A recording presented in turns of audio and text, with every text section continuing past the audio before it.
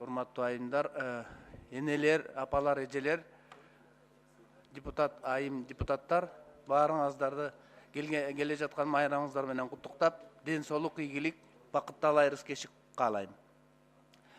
Урматтуу Ашырбек Мойдунович, мен сурандым эле ушул туристтик сезон келатат буюрса.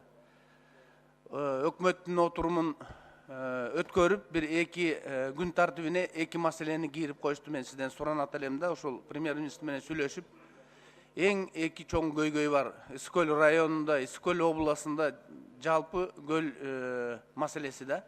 Биринчи маселе, ушул жылда ар бир 180дей пансионат бар, паспорттарын кол коюп, комиссия бар, губернатор баш болуп. Очистный сооружениялары жок. Баарыбыз билебиз, мына жай келгенде эле ушул маселелер көтөрүлө башталат.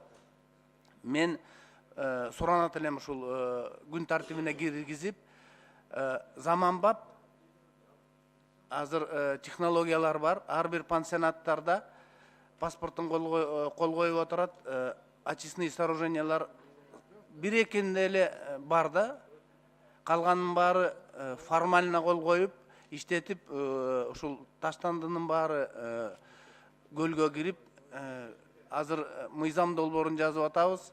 Мен анализдесем аябай чоң көйгөй бар. Ошону кирип, ар бир райондон очистный сооруженияларга бир көңүл буруп, фонд развитиядабы же каражат бөлүп, көлүбүздү сактабасак болбойт. Бул бир маселе. Экинчи маселе, полигон таштанды, мусороперерабатывающий мындай завод жок болуп отурат да, жалпы көлдө эмес, Бишкекте деле жок. Бул чоң маселе. Ашырбек Мойдунович, ошону мен суранат элем да, азыр чакан, заманбап мусороперерабатывающий заводдор бар, таштанды. Таштандыны кайра иштетип чыгара турган завод, фабрикалар бар.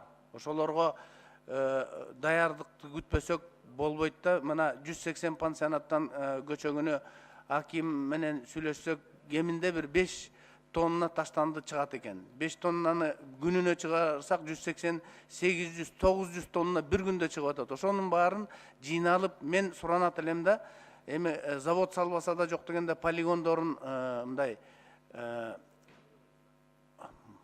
культурно мындай салып, Чолпонто, Бостеридеги чоң шаарлардагы проблемалары бар да. Эми айылдарын айтып койбойм. Мына бир жакшы эмеси жок, полигону жок.